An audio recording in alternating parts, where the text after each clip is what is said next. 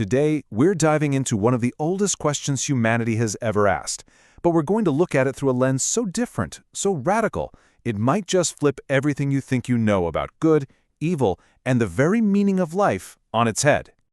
You know the question, right? It's been debated for centuries. If there's some all-good, all-powerful force running the show, then why is there so much suffering? Where does all the cruelty and pain, what we call evil, actually come from? It's this massive paradox that just about every belief system has had to wrestle with. Well, a book series called Conversations with God throws a pretty mind-bending perspective into the ring. It puts forward this spiritual framework that doesn't just try to answer the question, it pretty much tries to take the whole question apart. The book basically suggests that our entire concept of a cosmic battle between good and evil might be built on a huge misunderstanding. Okay, so to really get our heads around this, we have to start with a core idea from the book. It's called the law of opposites, and this is presented as the master key, the thing that unlocks this whole puzzle of good and evil. Just think about it for a second. How would you know what tall is if short didn't exist? How could you ever really experience warmth if you'd never felt cold? The book puts it in this really powerful way. In the absence of that which you are not, that which you are is not. It means that any quality we can even imagine needs its opposite to exist, just so we have a frame of reference. So this idea splits reality into two different realms. You've got the spiritual realm or the realm of the absolute. In this place, there's only one thing, only pure light, only pure love. A soul there can know intellectually that it's made of light, but it can't experience it because there's nothing that isn't light to compare itself to. And that, according to the book, is why our physical world, the realm of the relative, was created. It's a contextual field where opposites like light and dark, good and evil, can finally exist, giving souls the chance to experience who they really are. All right, now let's take this law of opposites and apply it directly to good and evil. And fair warning, this is where things get really challenging to our usual way of thinking. This quote right here is the absolute heart of the argument. If a soul wants to truly experience itself as, say, forgiving, how can it do that in a world where nothing bad ever happens? It can't. To truly experience forgiveness, you need something that seems unforgivable to pop up. To experience your own compassion, you have to be confronted with what looks like cruelty. You absolutely need the opposite to make the experience real. To make this super abstract idea a bit more concrete, the book tells this simple but really beautiful story. It's called The Little Soul and the Sun. So the story goes like this. A little soul wants to know itself, to experience itself as the light. But of course, there's a problem. Everywhere it looks, there's only light. So a friendly soul comes along and makes this incredible offer. It says, I will help you. In our next lifetime together, I will come into your life and I will be the darkness.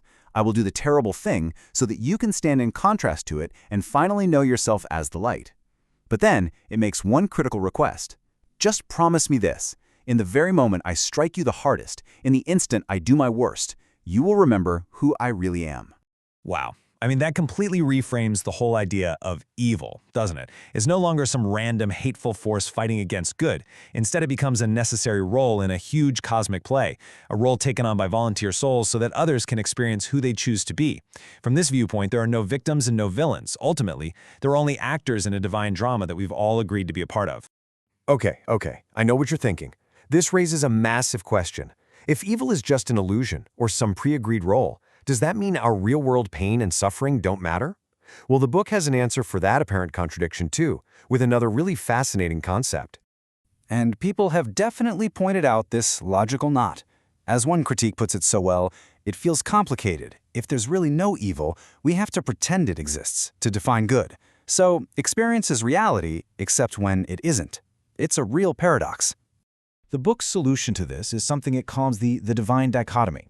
It's the idea that our human minds love things to be either or, black or white, but it suggests that at a higher level of reality, two truths that seem to totally contradict each other can actually both be true at the exact same time. So, here's how that plays out. In our physical world, in this relative reality, good and evil feel 100% real. The pain is real, the joy is real. That's truth number one. But in the absolute spiritual reality, all there is love, and that's truth number two. They're both true. It's the same with free will. We have total free will to choose anything, and at the same time, our lives can be seen as part of a larger destiny. We are separate individual people, and we are also all just parts of one single consciousness. The whole trick is to move from either-or thinking to a both-and kind of understanding. So what about when this life of opposites and contradictions is over? What happens next?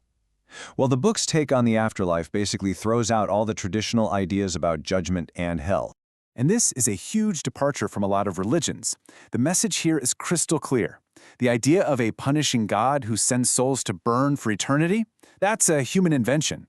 According to this perspective, it's something we created out of our own fear and has absolutely nothing to do with how things really are.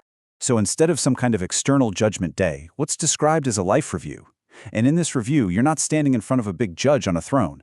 Instead, you get to re-experience your entire life, but with one crucial twist. You get to feel it from the point of view of every single person you ever interacted with. You get to feel all the joy you caused. And yes, you also get to feel, with perfect clarity, every ounce of pain you caused too. But, and this is the key, the purpose isn't punishment, not at all. It's understanding. It's the ultimate lesson in empathy.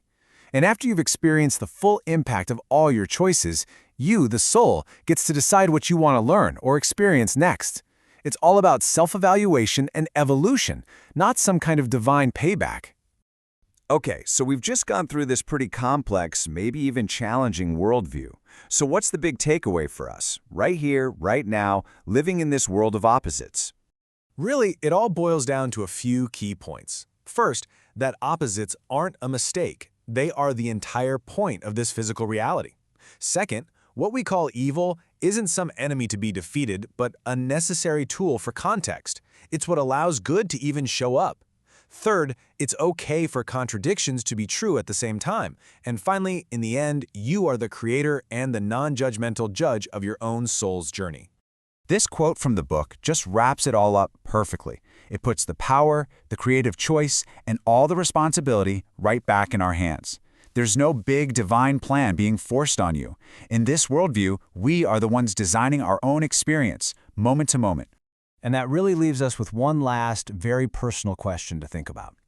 If this life truly is a grand story set with opposites, light and dark, love and fear, joy and sorrow, what role, what character, are you consciously choosing to play today?